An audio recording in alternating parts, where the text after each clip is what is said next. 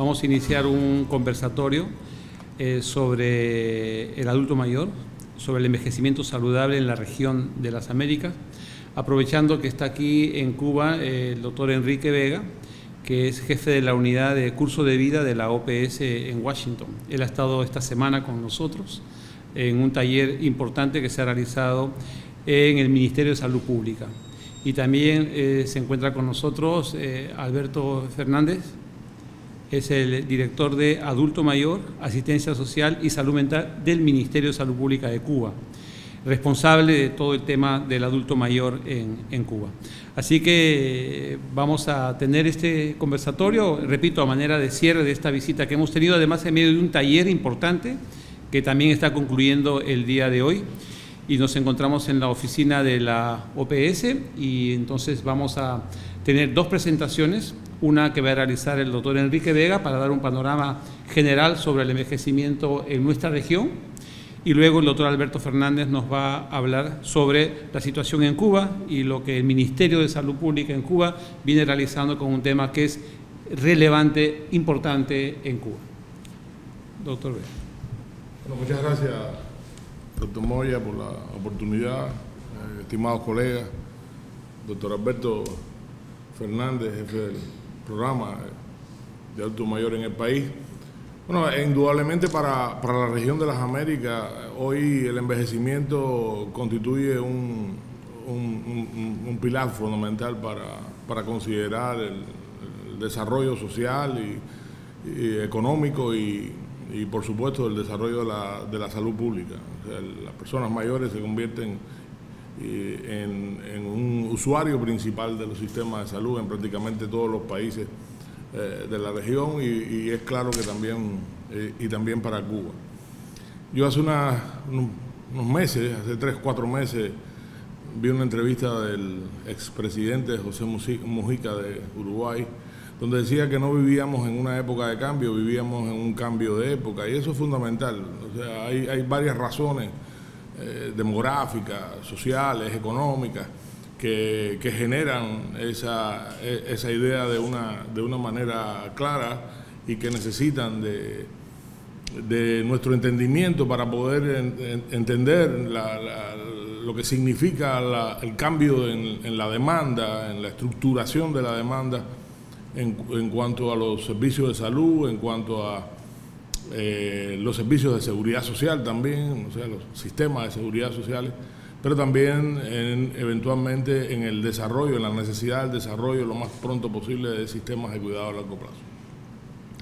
A mí siempre me gusta señalar que la longevidad en este momento en la región de las Américas es algo nunca visto antes en la historia.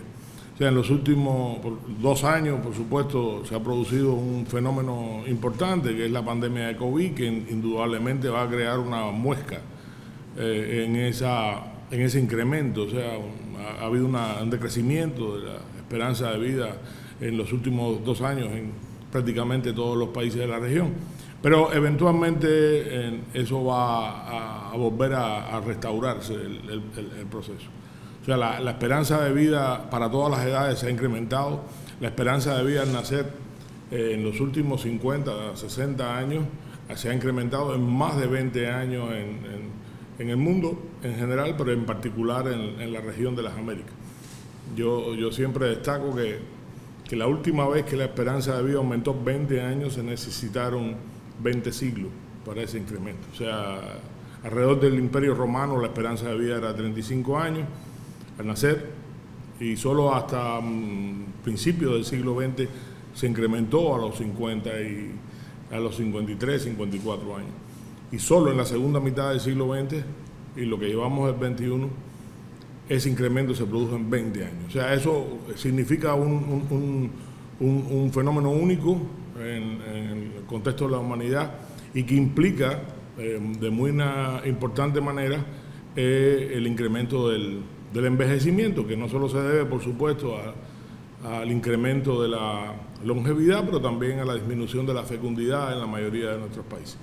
Como ustedes ven, la región de las Américas envejece mucho más rápido que el resto del mundo.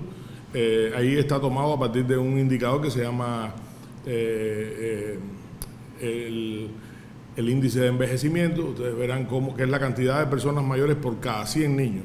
Cuba desde hace varios años ya tiene más personas mayores que niños de 5 años, pero verán, la región, tiene ese proceso y Cuba lo tiene mucho antes que la región, pero alrededor del 2030 la región de las Américas va a tener más personas mayores de 60 años que personas menores de 15. Por supuesto, Cuba ya lo tiene desde hace un tiempo, pero la región de las Américas, ese proceso va a anteceder en 20 años al resto del mundo.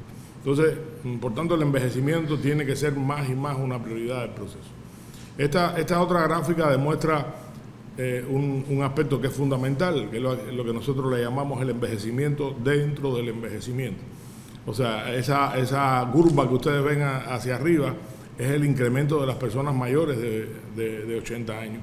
Entonces, como ustedes ven, no hay ningún otro grupo poblacional que crezca en esa magnitud que el incremento que tiene las personas mayores de 80 años en la región.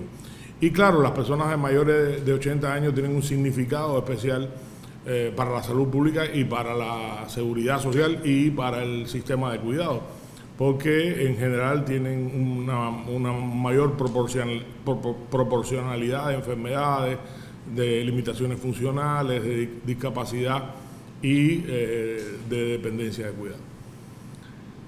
El envejecimiento es un reto por todo lo que significa estructural y socialmente el cambio que demanda de la sociedad, pero yo creo que para nosotros es el principal reto de la salud pública, y yo creo que especialmente la Organización Panamericana de la Salud tiene que ver esto quizás como ese indicador importante en lo que está pasando.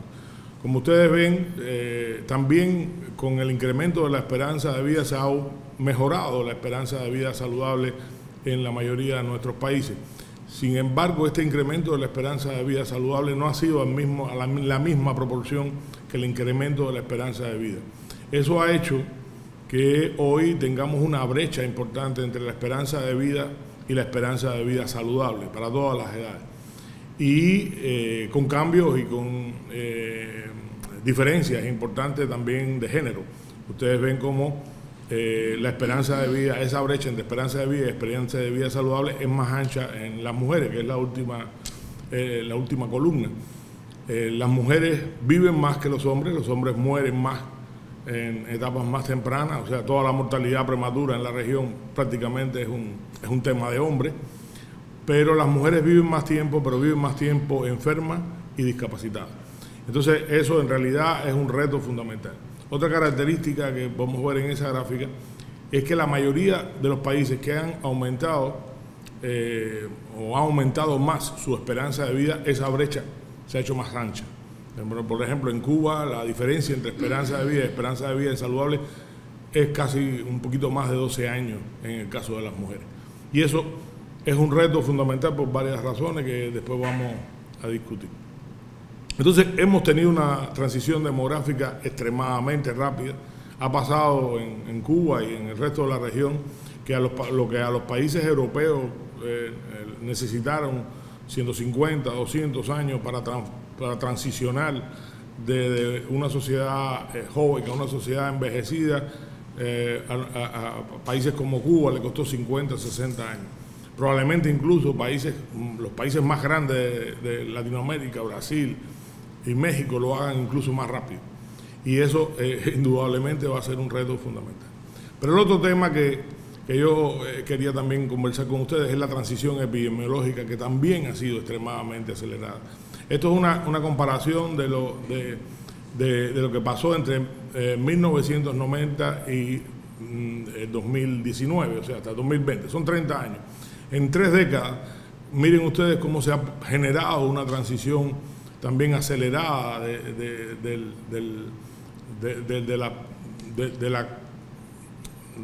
la epidemiología de la región. Miren, generalmente nosotros señalamos como transición demográfica cuando hablamos del pase de un predominio de las enfermedades agudas a un predominio de las enfermedades crónicas. Miren ustedes, en rojo están las enfermedades infecciosas, y miren ustedes cómo se ha ido la comparación entre entre abajo, la disminución importante entre el 1990 y el 2000 y el predominio importante para todas las edades, incluso las edades por encima de los 5 años ya de las enfermedades crónicas como predominantes.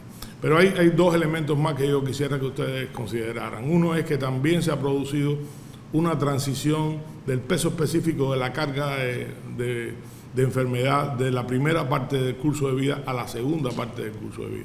Ustedes ven en el segundo gráfico como que prácticamente en la región de las Américas, en 1990, la mayoría de la carga de enfermedad todavía estaba en los menores de 5 años, por ejemplo, era el efecto. Y eso se ha reducido de manera importante en la región. Y el tercer elemento que es importante en la transición epidemiológica de la región es el peso específico de la muerte versus el peso específico de la discapacidad. O sea, hay una transición, una mejora, por supuesto, con esta longevidad del peso específico de la mortalidad, o sea, disminuye el peso específico de la mortalidad y se incrementa el peso específico de la discapacidad. O sea, la carga de enfermedad tiene un componente más importante en la discapacidad. Volvemos al criterio anterior, la gente vive más, pero vive más tiempo enferma y discapacitada. Y eso, por supuesto, se constituye un reto fundamental en el día de hoy. Aquí yo le traigo el ejemplo de Brasil. Le traigo el ejemplo de Brasil porque todavía Brasil, imagínense, es un país joven, el 13% de la población mayor de 60 años, Cuba está alrededor del 21%, y nosotros en un análisis que hemos estado haciendo de varios sistemas de salud de la región, nos gustaría tremendamente poder hacerlo en Cuba, y el impacto que el envejecimiento tiene en los sistemas de salud y la evaluación de la capacidad de los sistemas de salud para atender las necesidades del envejecimiento. Miren ustedes cómo en realidad casi, aunque son el 13% de la población, significa en Brasil casi el 60% de las atenciones en el Sistema Único de Salud de Brasil. O sea, imagínense ustedes que en Cuba estamos alrededor del 20%. ¿Cuánto de ese por ciento es en realidad la proporción que el sistema de salud atiende? Ahí ustedes ven como prácticamente el 45% de todos los medicamentos que se usan en Brasil son personas mayores, que casi el 26, 27% de todos los ingresos hospitalarios en Brasil son personas mayores. Utilizan casi el 60% de la prótesis y casi el 65-70% de la población dependiente, o sea, esa población que necesitan dependientes de cuidados, son personas mayores de 60 años. O sea, que el reto para el sistema de salud no es exactamente la proporción demográfica, porque es el grupo poblacional que más demanda servicios de todo tipo. Por tanto, nosotros tenemos que buscar maneras inteligentes de analizar esto. Yo no pretendo que ustedes vean los detalles, pero esto es lo que hicimos en estos 3 países y que está publicado ahora en la APS, este análisis del impacto. Y miren ustedes, cuando nosotros analizamos el acceso universal a la salud, pero cambiando los indicadores que nosotros utilizamos para evaluar el acceso a la población en general, y ponemos indicadores que son más trazadores de la atención al adulto mayor, lo que ustedes ven en verde es lo que está bien, y lo que ustedes ven en rojo y naranja es lo que está regular y mal. Entonces verán ustedes en el ángulo inferior de la lámina como la mayoría de los indicadores necesitan un cambio urgente, porque a pesar de que puede ser que muchos de esos indicadores para la población en general funcionan, para la población de las personas mayores no funcionan igual. Aquí hay una comparación, yo no voy a insistirles en eso, lo podemos ver, pero en el análisis de los 3 países en general hay un incremento de la demanda y un cambio importante que se necesita para poder atender las necesidades de las personas mayores. A mí me gusta que se piense que los que hoy practican la medicina y la salud pública en el mundo están haciéndolo en un mundo con transiciones rápidas, ustedes lo saben de manera clara, demográficas, epidemiológicas, sociales, económicas, comunicacionales, etc. un aspecto fundamental que tenemos que trabajar, que por primera vez hay 5 generaciones que están viviendo al mismo tiempo en la sociedad, generaciones que son muy diferentes, que perciben la salud de manera diferente, que necesitan un acercamiento a ellos de manera diferente, y eso necesita un cambio sustancial. Que la gente nace menos y muere menos, que vive mucho más, pero no necesariamente saludable, que las enfermedades matan menos, pero la mayoría no se curan, que los pacientes no son más pacientes ni pasivos, y que sus problemas se solucionan cada vez menos con una receta, y que la persona mayor es ya el usuario principal del sistema de salud, que la discapacidad y la dependencia es un problema mayor para la medicina y la salud pública. Y en ese contexto, el COVID demostró ustedes ven ahí una comparación entre las 4 regiones de la mortalidad. Vean ustedes que en cualquiera de las regiones, de las subregiones de Latinoamérica, de las Américas, el COVID mató más que nadie a personas mayores, las personas mayores de 60 años. Y independientemente de lo que significaría la fragilidad biológica de las personas mayores, en todos los casos, independiente del modelo socioeconómico, independiente del modelo de enfoque de la salud pública, independientemente de la organización de los servicios de salud, el resultado fue el mismo. Entonces, para nosotros también nos permite concluir que hay una fragilidad en los sistemas y servicios de salud para atender las personas mayores, y solo estamos hablando de mortalidad. Ustedes saben que mucho más de esas cosas están claras en el proceso. Nosotros hemos estado insistiendo en este seminario sobre lo que ya en el 2015 el Reporte Mundial de la Salud ha estado hablando, y parte de las conclusiones más importantes es que es necesario alinear las necesidades de las personas mayores en todos los niveles, y especialmente para lograr optimizar las trayectorias de capacidad intrínseca. Para eso tenemos que trabajar en los 3 niveles. Yo creo que las discusiones del seminario que se ha estado desarrollando son fundamentales, porque no solo necesitamos modificar los sistemas, la visión de los sistemas de cómo atender a las personas mayores, sino también cómo la organización de servicios está trabajando en este tema. Nosotros tradicionalmente en la organización hemos hablado mucho de la atención centrada en la persona, pero en realidad tenemos que seguir aprendiendo qué significa la atención centrada en la persona. Yo creo que nosotros todavía en muchos de nuestros sistemas de salud estamos enfocados en la enfermedad, y eventualmente en los que mejor trabajan estamos centrando la atención en el paciente, no en la persona. Y eso necesita de una revisión especialmente rápida, porque en el paciente mayor, pero en la persona mayor, el análisis, el enfoque centrado en la persona es mucho más importante que este tipo. El enfoque del reporte también nos permite tratar de cambiar en ese enfoque centrado en la persona. Una de las cosas en las que tenemos que trabajar, y Cuba puede ser un país innovador en este proceso, es empezar a considerar que la persona mayor, no existe una persona mayor típica.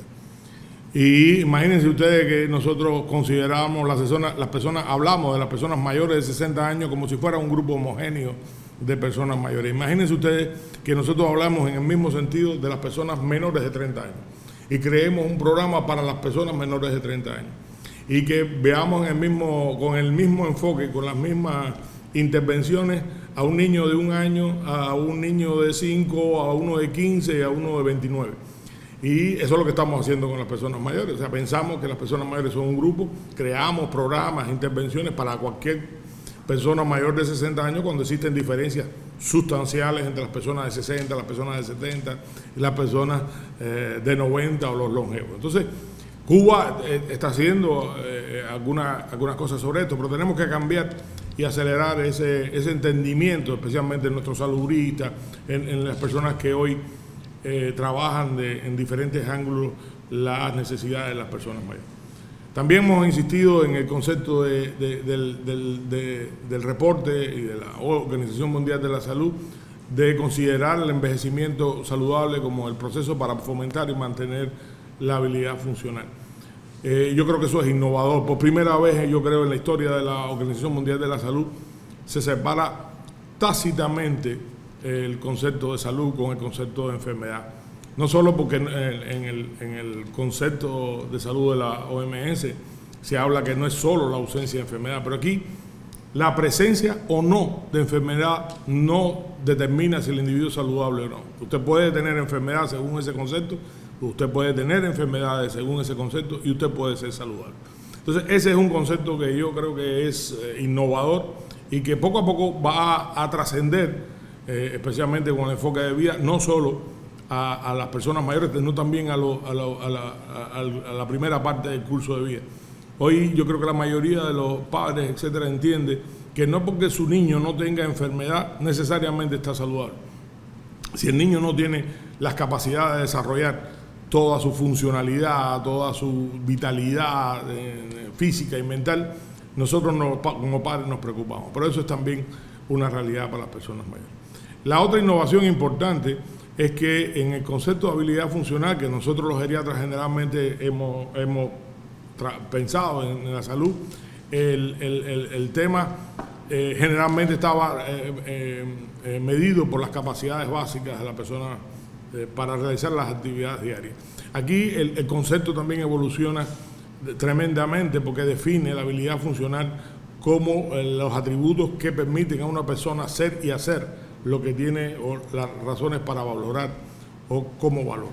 Yo no voy a entrar en un análisis muy de esto, pero esta estructura de la habilidad funcional tiene dos componentes básicos que hemos estado trabajando. Uno son la capacidad intrínseca, que son la suma de las capacidades físicas y mentales que tiene una persona y que puede desarrollar durante todo su curso de vida y mantener durante todo su curso de vida. Y el ambiente, que es un determinante que permite que las personas realicen las cosas que tienen que hacer a partir de su capacidad intrínseca. O sea que es un reto, porque el ambiente puede, a pesar de uno tener ciertas capacidades físicas, tiene o puede limitar el desarrollo completo de la habilidad funcional. Hemos estado hablando acá de la atención integrada a las personas mayores, de ICOPE en español o ICOP, como lo conocemos todos, que es un sistema que permite integrar de manera importante el continuum de la atención para las personas mayores, basado en las cuestiones no solo de salud, también de las condiciones sociales. Y basa todo su sistema a partir de el mantenimiento de la capacidad intrínseca y funcional que eventualmente pudiera lograr disminuir esa brecha entre esperanza de vida y esperanza de vida saludable. Hemos estado hablando también de cómo podemos organizar, estructurar el trabajo del sistema de salud. Hay mucho adelantado en Cuba con el screening temprano que la medicina familiar hace sobre la capacidad funcional, pero también con el desarrollo de los EMA que se han retomado como parte del desarrollo, y que lo que necesitamos es estructurar técnicamente un poco más un grupo de programas que permitan ese desarrollo. Nosotros hemos calculado, por ejemplo, que el 50-60%, y esos son datos reales a partir de investigaciones en varios países de la región, 50-60% de las personas mayores tienen una capacidad intrínseca estable. Algunos de ellos tienen factores de riesgo importantes que tenemos que vigilar, pero esas personas pueden mantenerse activas, independientes, con una habilidad funcional importante. Un 20, un 30% empiezan a tener decrecimiento de la capacidad, de la habilidad funcional, de la capacidad intrínseca, que si la detectamos tempranamente, que si trabajamos con ella de manera intensiva, podemos a muchas de ellas traerlos al primer nivel, o sea, recuperarlos en el tema. Y parte de lo que hemos hablado que el EMAC puede hacer es trabajar con este grupo. Y hay un 10 o un 20% de las personas que viven en dependencia de cuidado, o sea, que te mantienen ya con cuidados permanentes, y que la mayoría de ellas son cuidados por la familia y necesitan apoyo a nivel comunitario. Hemos estado insistiendo en la reunión la potencialidad que tenemos para introducir intervenciones para tratar de mantener al máximo la capacidad intrínseca, pero también para lograr recuperar capacidad intrínseca, capacidad funcional en este proceso. Acabamos de publicar un portafolio de las intervenciones más importantes que tiene el mundo en estos términos para aplicación comunitaria. Está ahí, lo entregamos en la reunión. Nosotros tenemos varias de esas intervenciones que podemos apoyar y desarrollar en su proceso para lograr que mejoren las capacidades físicas, las capacidades mentales, la habilidad funcional, el tema del autocuidado de las enfermedades crónicas. Estamos en un momento fundamental porque, como ustedes saben, en el 2020 la Asamblea Mundial de la Salud aprobó la década del envejecimiento saludable, pero los ministros pidieron en la resolución final elevar la década del envejecimiento saludable al sistema de Naciones Unidas. El director general hizo esa propuesta al secretario general y ese mismo año, en diciembre, la Asamblea General de Naciones Unidas declaró la década del envejecimiento como una década de todo el sistema de Naciones Unidas, entendiendo que el envejecimiento saludable es un tema multisectorial y que no solo depende de los desarrollos del sistema de salud. Ahí hay 4 áreas estratégicas fundamentales que son fundamentales. La primera la hemos estado hablando a partir de anteriormente, que tenemos que cambiar la manera de pensar, sentir y actuar sobre el envejecimiento y las personas mayores. Es fundamental eso. Necesitamos trabajarlo duro. Los comunicadores, los sistemas de comunicación tienen que ayudarnos a trabajar, las propias personas mayores, etcétera, en desarrollar una estrategia que nos permita cambiar esa manera de pensar, sentir y actuar sobre las personas mayores. La segunda es cómo mejoramos los ambientes, tratando de que cada vez los ambientes se conviertan en ambientes amigables para la población mayor, entendiendo que si son amigables para la población mayor, son amigables para todas las edades. El tercero es esto que hemos estado hablando, cómo cambiar los sistemas de salud para atender de manera efectiva y eficaz a las personas mayores y responder a sus necesidades. Y el cuarto es cómo nosotros desarrollamos sistemas de cuidados a largo plazo para esto.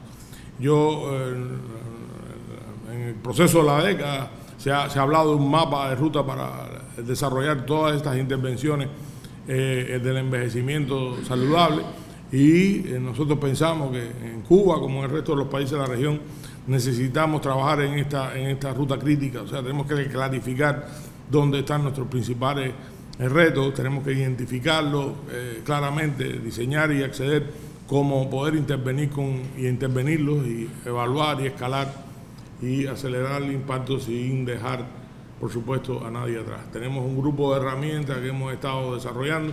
Nuestra página de envejecimiento saludable está manteniéndose en 3 lenguas, español, portugués e inglés, y está actualizada con muchos recursos comunicacionales y de aprendizaje, y herramientas de trabajo para todos los sistemas de salud. Ojalá que también Cuba pueda trabajar en este sentido. Y a mí me gusta terminar siempre con esta frase de Chomsky: nosotros pudiéramos ignorar muchas de las cosas que están pasando y seguir hablando de lo mismo sin necesitar el cambio.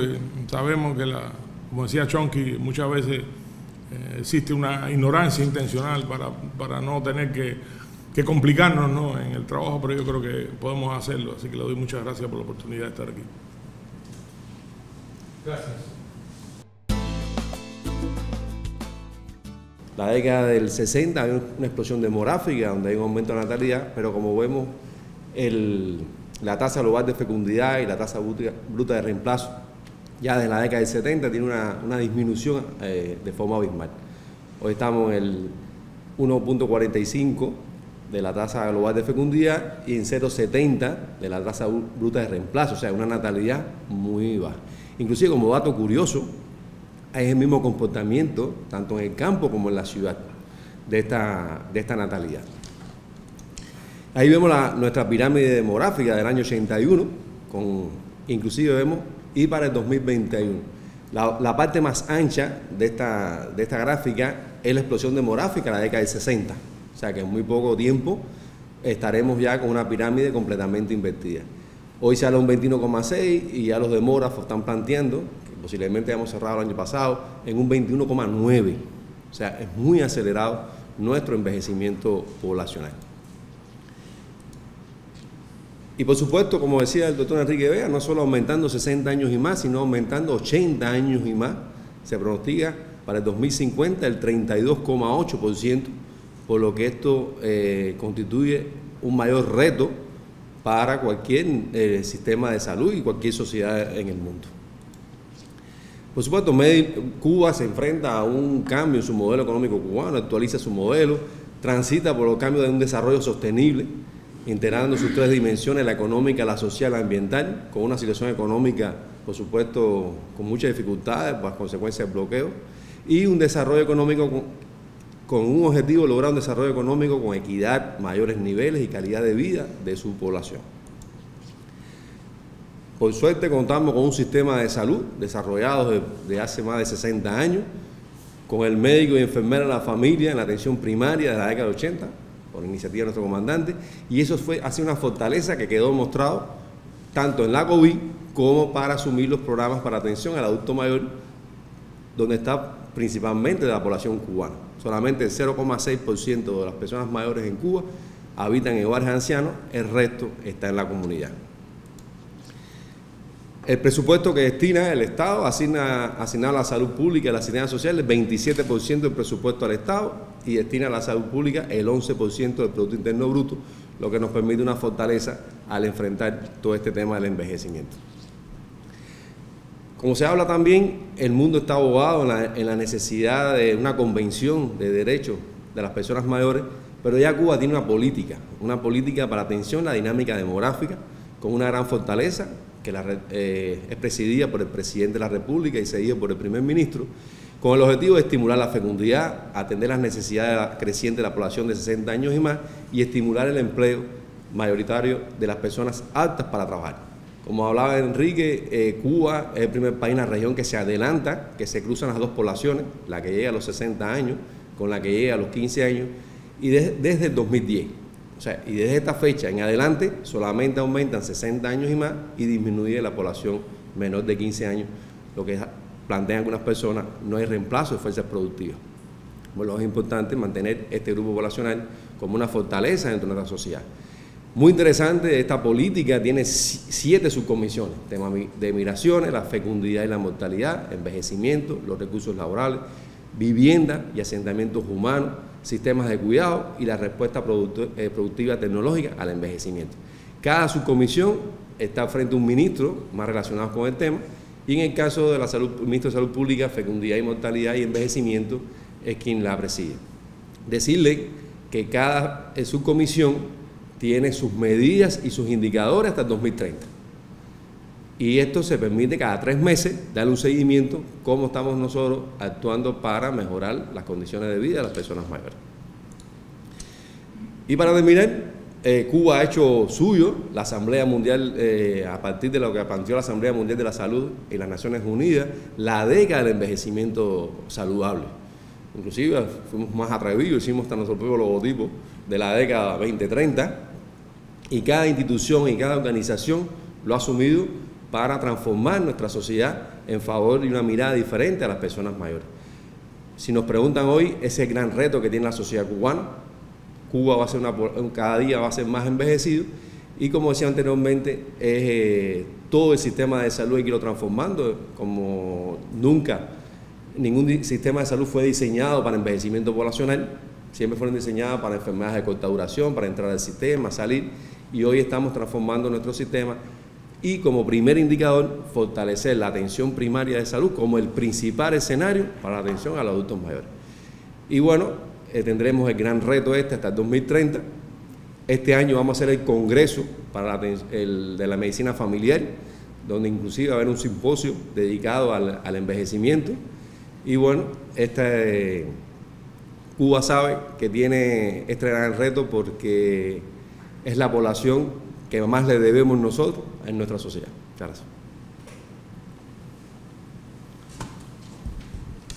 Muchas gracias tanto a Alberto como a Enrique por sus presentaciones. Yo creo que son reflexiones importantes que nos deja aquí a todo el equipo de la oficina de la OPS, pero lo más importante ha sido el taller que se ha realizado esta semana, pero queremos que este conversatorio también quede registrado de esta manera audiovisual, porque sí es importante poder difundir, compartir los mensajes que ustedes están dando, ¿no? Primero es un análisis de lo que está pasando en la región de las Américas, de lo que está pasando en Cuba. Cuba, en realidad, la transición demográfica ya hace bastantes años, como lo ha explicado Alberto, y para nosotros en la región, como OPS, es muy importante lo que hace Cuba al respecto, ¿no? Porque siendo un país que ya tiene una transición demográfica avanzada, los esfuerzos que puede hacer, en esto que acaba también de señalar Alberto, reforzar, fortalecer la atención primaria de salud pensada, el envejecimiento de la población, yo creo que también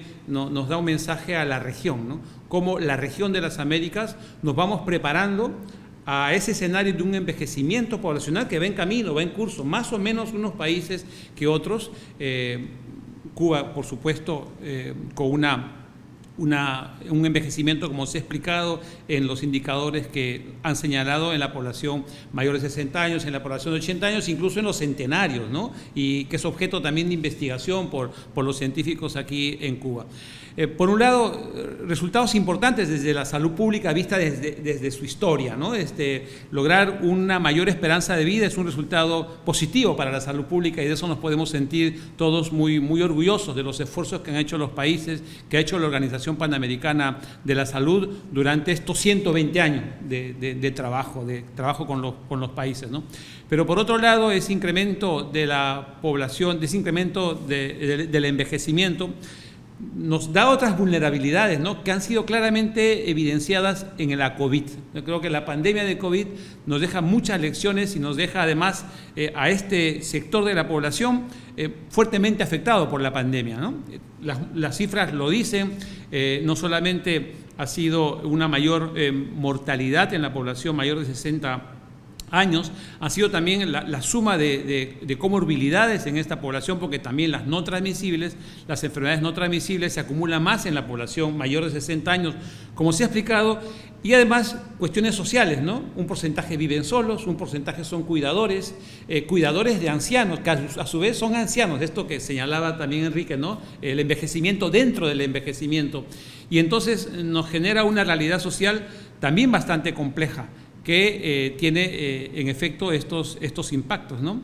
Y de pronto el surgimiento de una pandemia, de una enfermedad infecciosa, también nos lleva a reflexionar un poco que en efecto hay una transición epidemiológica en nuestros países, pero que esa transición epidemiológica no está garantizada al 100%, sino que un evento de una emergencia infecciosa, como es la COVID, por ejemplo, nos pone nuevamente en riesgo, y de hecho las primeras causas de mortalidad del 2020-2021 son debidas a una causa infecciosa, digamos. Entonces la transición epidemiológica, si bien es un logro de nuestros países, las vulnerabilidades nos puede llevar a la ocurrencia, como viene pasando con la pandemia, a que puedan surgir enfermedades infecciosas que afecten a la población más vulnerable. Entonces ahí yo creo que un reto enorme para nuestros países, pensando en cómo ir cuidando a la población que envejece, a los que estamos envejeciendo, porque pensamos en el otro, no pensamos, pero todos estamos en un curso de vida.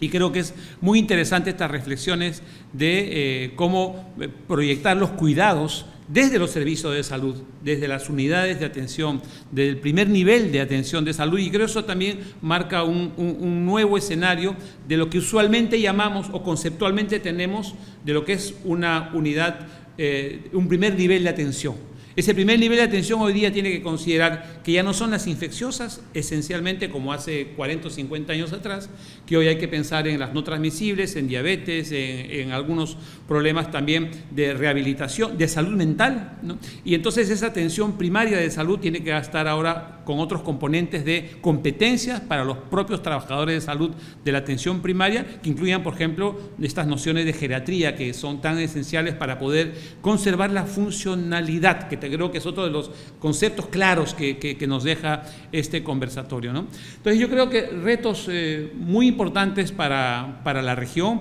para el sistema de salud, y desde luego lo que viene haciendo Cuba es importante. Hay un proyecto de teleasistencia que estamos siguiendo, que estamos acompañando en los resultados que pueda tener Cuba también para proyectar esa mejor atención a las personas mayores de edad, y también, por supuesto, todo lo que viene haciendo con las atenciones especializadas a estos grupos de población y la formación también que puede proyectar hacia la región. Yo creo que es importante.